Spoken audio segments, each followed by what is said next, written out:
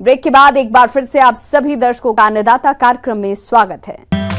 कृषि वानिकी जो है वो एक कृषि का पर्याय है, एक आधुनिक तकनीकी है खेती में, जो कि परंपरागत तकनीकियां आज के समय में पूरी फेल हो रही हैं, धराशायी हो गई, क्योंकि जलवायु परिवर्तन एक बहुत अहम मुद्दा बना हुआ है। जलवायु परिवर्तन की वजह से जो खेती कर रहे हैं लोग, वो मुनाफा नहीं कमा पा रहे और उनकी जो आय है वो अधिक लग रही है, उसमें खेती करने में इतना उत्पादन अपन ले नहीं पा रहे हैं। तो ऐसे समय में किसान भाइयों को कृषि वानिकी अपनानी चाहिए।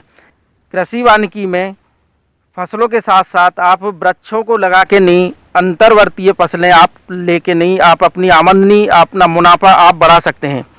हमारे प्रदेश के किसान अधिकतर गरीबी रेखा के नीचे जीवन यापन करने वाले हैं। आर्थिक विकास का एकमात्र विकल्प खेती बाड़ी कृषि पर आधारित कुटीर उद्योग है। कृषि वानिकी की पद्धतियों को अपनाने से उनको कुटीर उद्योग जैसे दुग्ध उत्पादन, फल उद्योग, सुअर पालन, मुर्गी पालन, मत्स्य पालन, रेशम पालन, गोंद, कत्था उत्पादन आदि का काम मिल सकता है। इस प्रकार से उन्हें रोजगार मिलेगा, जिससे उनके आर्थिक विकास के उद्देश्य की पूर्ति हो सकती है। अब मैं बताना चाहूँगा कि कृषि वानिकी में कौन कौन से वृक्ष अपने को लगाने चाहिए और कौन कौन सी फसलें अपन इंटरक्रॉपिंग के रूप में ले सकते हैं वृक्षों के साथ में। कृषि वानिकी में अगर आपको इमारती वृक्ष लगाने का ये है उद्देश्य है, तो आप इमारती वृक्षों में आप खमेर का पौधा लगाएं। खमेर का पौधा जो है वो सागौन का एक सब्स्टिट्यूट है। सागौन का वृक्ष बड़ा होने में लगभग 25 साल लग जाते हैं। खमेर का वही पौधा 10 साल में आपका तैयार हो जाता है। इसके साथ साथ आप सागौन भी आप लगा सकते हैं। अगर आप लंबा इंतजार कर सकते हैं तो सागौन के वृक्ष भी आप अपने मेड़ों पे लगा सकते हैं। अगर किसान भाई आपकी रुचि फलदार वृक्ष लगाने की है तो आप फलदार वृक्षों में आम के पौधे हैं, आंवला के पौधे हैं, उसके बाद में आपके गुआवा है आपका, उसके बाद में आपके बेर है, आप ले सकते हैं, बेल आप ले सकते हैं, उसके बाद में आप अनार आप ले सकते हैं। आप अगर खेत में भी इंटरक्रॉपिंग करना चाहें तो अपन खेतों में भी लगा सकते हैं। अभी मैं आपको बताना चाहूँगा कि पौधों के साथ साथ में अपन कौन कौन सी फसलें लगा सकते हैं। जैसे कि अगर क्षेत्र अपना अधिक वर्षा वाला है तो जहां अपनी सोयाबीन की फसल होती है, उसके बाद में अपनी धान की फसल होती है, तो ऐसे वातावरण में हम लोग आंवला की फसल ले सकते हैं, सागौन अपन लगा सकते हैं, आम अपन लगा सकते हैं, तो गुआवा अपन ले सकते हैं। उसके बाद में अगर आपकी ज़मीन बंजर है जिसमें कुछ नहीं होता है, खेती करने लायक योग्य नहीं है, तो उस ज़मीन को भी अपने को उपयोग कर सकते हैं अपन कृषि वानिकी में। उसमें आप जो औषधीय पौधे हैं उनको लगाएं, जैसे कि आपका एलोवेरा है, आपका केवाच है, आपका सतावर है, आपका अश्वगंधा है आपका। तो ऐसे पौधे लगा के नहीं आप अपनी ज़मीन जो है उसका उपयोग कर सकते हैं। ये सबसे ज़रूरी है कि वो किस दूरी पे पौधे लगाए जाएं, जिससे कि क्या है कृषि कर्षण कार्य करने में आसानी रह सके। तो अपने को देखना है कि कम से कम 5 बाई 5 मीटर पे अपन वृक्ष लगाएं, जिससे क्या होता है कि आसानी से आपकी जो जुताई है और बुवाई है वो आसानी से हो सकती है। जो स्पेसिंग है वो हर वृक्ष की अलग अलग रहती है। अगर आपको इमारती लकड़ी लगाना, आपका लकड़ी चाहिए उद्देश्य है आपका, तो वृक्षों को आप 5 बाई 5 मीटर पे लगाएं। और अगर आपको फलदार वृक्ष लगाने हैं तो फलदार वृक्षों को आप 8 मीटर बाई 8 मीटर पे लगाएं। अगर क्राउन फैलेगा तो उतने ज़्यादा फल लगेंगे, इसलिए फलदार वृक्षों को हमेशा 8 बाई 8 मीटर पे लगाएं। और ज़मीन आपकी जो बंजर है, जहाँ कुछ नहीं हो रहा है, ऐसी जगह पे आप स्पेसिंग कम कर सकते हैं। कृषि वानिकी से उत्पादन संस्थान के संरक्षण के साथ साथ मृदा के गुणों में भी सुधार होता है। कृषि वानिकी में पौधों और दलहनी फसलों की जैविक क्रियाओं से नत्रजन स्थिरीकरण होता है और कार्बनिक पदार्थ की मात्रा में वृद्धि होती है। पौधों और फसलों को साथ साथ उगाने से एक दूसरे को उर्वरक तत्वों की पूर्ति में सहायता मिलती है। मृदा संरचना में सुधार होता है, जो कि फसल उत्पादन के लिए अति आवश्यक है। जो अपन ने कृषि वानिकी लगाया था और वानिकी वाले जो पौधे लगाए थे, उनके नीचे अपन जो डब्बे होते हैं, मधुमक्खी के जो बॉक्स होते हैं, उनको अपन रख सकते हैं, क्योंकि गर्मी के समय में वहाँ छाया भी रहेगी वहाँ पे। और क्या होता है कि कुछ वानिकी के पौधे ऐसे हैं जिनमें गर्मियों के समय में फ्लावर आता है, तो ऐसे समय में क्या है, मधुमक्खी अपना जो शहद है, अपना भोजन है, वो जो वानिकी वाले वृक्ष लगे हुए हैं उनके फूलों से ले सकती हैं। तो ये भी एक अभिन्न अंग है, इसको भी कृषक भाई इसको भी उसमें जोड़ सकते हैं। किसान भाई कृषि वानिकी का चयन करने से पहले अपने को कुछ बातों का ध्यान रखना चाहिए। सबसे पहली जो बात आती है कि वहाँ की मिट्टी कैसी है, इसका अपने को पता होना चाहिए।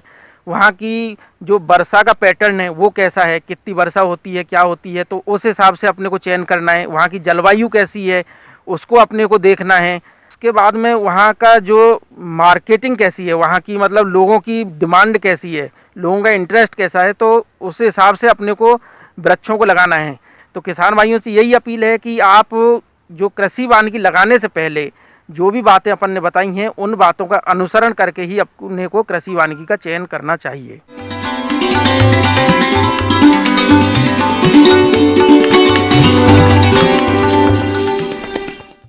आइए जानते हैं अन्नदाता निशुल्क फोन के माध्यम से पूछे गए समस्याओं का समाधान।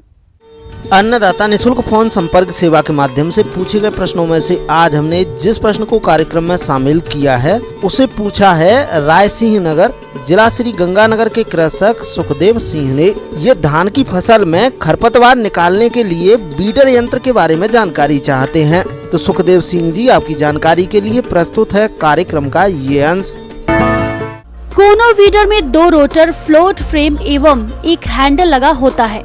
रोटर आकार में कोन फ्रस्टम चिकना एवं दांतेदार होता है और लंबाई में सतह से जुड़ा होता है। रोटर एक दूसरे के विपरीत होते हैं। इसमें रोटर फ्लोट हैंडल फ्रेम से जुड़े होते हैं। फ्लोट यंत्र की गहराई को नियंत्रित करता है और रोटर को कादों में डुबोने से बचाता है। इस यंत्र द्वारा हाथ से निदाई गुड़ाई करने की तुलना में 60 से 70% मजदूरी की बचत और 30 से 40% संचालन में खर्च तथा 9% उपज में वृद्धि होती है। पावर वीडर आमतौर पर छोटी मशीनें होती हैं जो पूरी तरह से खरपतवार को हटाने के लिए उपयोग की जाती हैं। इन मशीनों को आसानी से इस्तेमाल किया जा सकता है, यहाँ तक कि इनके सुरक्षित संचालन के लिए किसी भी प्रकार के पूर्व प्रशिक्षण की आवश्यकता नहीं होती है। यह वीडर इंजन, फ्रेम, ब्लेड्स तथा सहायक पहिए का मिश्रण होता है। यह आमतौर पर 2 छोटे स्ट्रोक इंजन द्वारा संचालित होते हैं। इंजन का उपयोग वीडर के सामने लगे ब्लेडों को घुमाने के लिए किया जाता है।